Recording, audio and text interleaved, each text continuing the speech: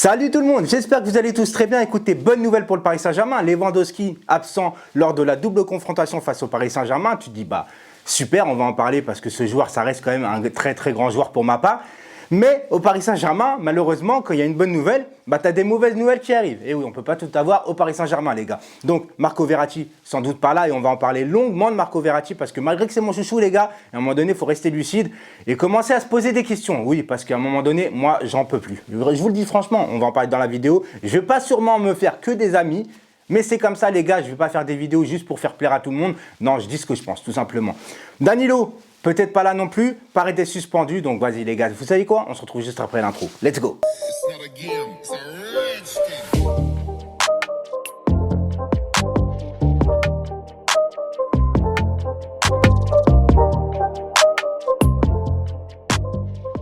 Donc on va commencer par Lewandowski, la bonne nouvelle avant les mauvaises nouvelles les gars. Lewandowski, on sait très bien que c'est un joueur qui peut servir d'appui, c'est un joueur aussi qui peut servir en mode 9,5 un peu à la Benzema, même si pour moi Benzema reste la référence en 9,5.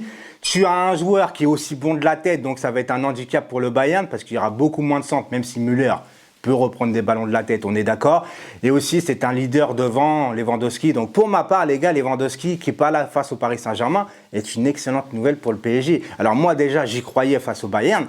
Mais là, les gars, Lewandowski, c'est quand même une grosse force du Bayern qui n'est pas là. Alors oui, le Bayern, ils ont beaucoup de joueurs. Et c'est surtout, les gars, que l'avantage du Bayern de Munich, malgré l'absence de Lewandowski, qui est un grand joueur, c'est que c'est le collectif qui prime d'abord. Donc, ils vont remplacer un autre joueur qui sera beaucoup moins fort, certes. Mais en attendant, ça restera un collectif, donc on aura autant de mal de toute façon. Mais il ne faut pas sous-estimer l'absence de Lewandowski, qui pour moi est une très bonne nouvelle. Maintenant les gars, on va parler de Marco Verratti. Oui, j'ai fait un sujet très rapide sur Lewandowski, parce que pour ma part, voilà, on sait tous que c'est un grand joueur, il n'est pas là, bonne nouvelle, basta. Verratti les gars, alors oui, comme je peux vous le montrer ici, j'ai pas besoin de me justifier de base, mais bon voilà, tu vois, ça c'est Marco Verratti, voilà, parce que j'ai fait floqué très peu de noms de joueurs dans ma vie de supporter. Il y a eu Paoletta, il y a eu Ronaldinho, il y a eu Verratti et Bernard Mendy. Bon, Bernard Mendy, les gars, c'est à mettre à part, c'est parce que voilà, c'est un pur sang, 100% parisien et j'adore ça, donc voilà. Mais Paoletta, Ronaldinho et Verratti, ce sont des joueurs que j'adore parce qu'ils me donnent des émotions sur le terrain. Et moi, c'est ce que je demande. Maintenant, les gars, à un moment donné, moi, Verratti, je croyais en lui par rapport que voilà, c'est un mec qui casse les lignes, qui change le jeu. On voit de toute façon un Paris Saint-Germain avec et un Paris Saint-Germain sans Marco Verratti. Mais il avait le potentiel pour ma part d'un joueur du Barça. Tu vois ce que je veux dire? C'est genre le profil un peu Xavi, Iniesta. Tu vois ces petits joueurs techniques qui arrivent à garder le ballon, qui arrivent à avoir une justesse technique, etc. Mais ce joueur-là, les gars, le potentiel, on ne peut plus en parler de potentiel. C'est terminé. Verratti, ce restera du Verratti comme au Paris Saint-Germain. Il ne peut plus progresser, les gars. Il ne peut plus progresser parce qu'il a stagné. Et pourquoi il a stagné? C'est qu'à un moment donné, il manque de dépassement de fonction. Malgré que c'est un immense joueur, malgré sa petite taille, pour ma part, un joueur sur qui tu dois compter énormément, où il a beaucoup d'absence, eh ben, c'est pas possible, les gars. Verratti, comme je te dis, il change ton équipe, mais il n'est jamais là. Comment tu veux avancer si le joueur qui change ton équipe n'est jamais là? Et le pire dans tout ça, c'est qu'on prolonge à chaque fois avec une revalorisation salariale alors que le mec, il est souvent absent. Il a beaucoup de cartons et beaucoup de blessures, les gars. Je vous rappelle juste que la saison dernière, quand on va en finale avec les champions, Marco Verratti n'est pas là, les gars. Alors que ça déplaise à certains, je veux bien, les gars, je veux bien. Mais en attendant, pour moi, Marco Verratti n'est pas un leader. Je le dis, je l'assume, n'est pas un leader. Marco Verratti, depuis que Mota n'est plus là, il est orphelin.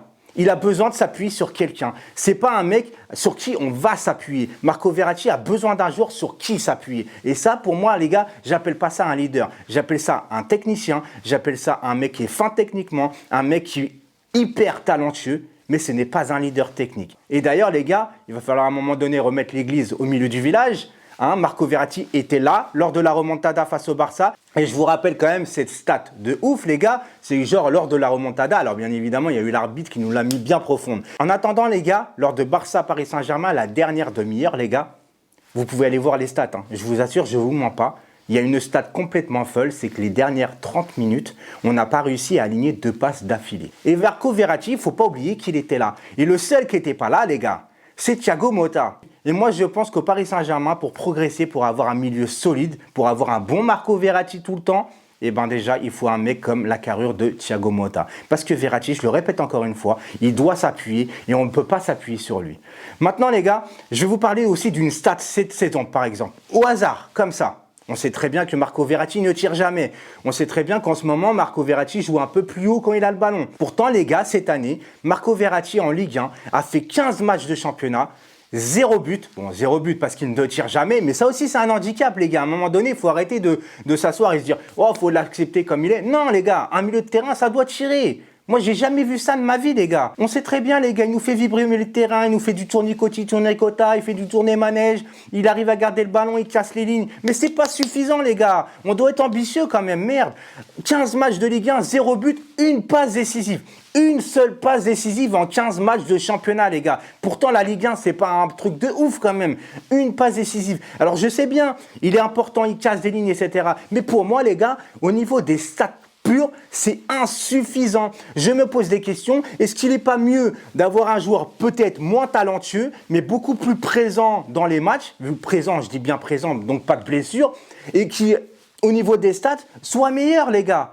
Parce qu'à un moment donné, il faut se poser les vraies questions et l'ambition du club. Et même vous, êtes-vous ambitieux? Je vous pose la question, êtes-vous vraiment ambitieux? Marco Verratti, je l'adore. Mais à un moment donné, il stagne. Il a des mauvais stats, que ce soit en Ligue 1 ou en Ligue des Champions, les gars. Il n'a pas beaucoup de passes décisives. Et à un moment donné, on le comparait à Andrea Pirlo, s'il vous plaît, les gars. Andrea Pirlo. Mais regardez le nombre de passes décisives que met Pirlo. Regardez le nombre de coups francs qu'a mis Pirlo. Le nombre de buts qu'a mis Pirlo. Verratti, c'est atypique. Mauvais dans le sens qu'il ne tire jamais. Il ne fait pas beaucoup de passes décisives, les gars. Et à un moment donné, il faut se rendre à l'évidence quand même. Je l'adore, ce joueur, mais je suis obligé d'en parler. Et alors, certes, je vais me faire des ennemis aujourd'hui, mais c'est pas grave. C'est pas grave, parce que moi, je vais pas faire des vidéos. Tu vois, il y a certains youtubeurs, il y a des joueurs, ils connaissent même pas ou ils aiment pas, mais ils vont dire du bien d'eux parce que la majorité pense du bien de ce joueur. Moi, je suis pas comme ça, les gars. Je reste dans la sincérité. Je l'adore, mais je suis obligé de le tacler parce qu'à un moment donné, j'en ai marre. J'en ai marre qu'il soit jamais là. Il y a un moment donné, il se prend un coup à la cheville, il est blessé 24 ans au genou. C'est bon, à un moment, les gars. C'est bon. Alors, si pour vous, être confirmé au niveau du jeu parce qu'il change le jeu du Paris Saint-Germain, bah, c'est bien, les gars. Mais s'il est jamais là, ça sert à rien.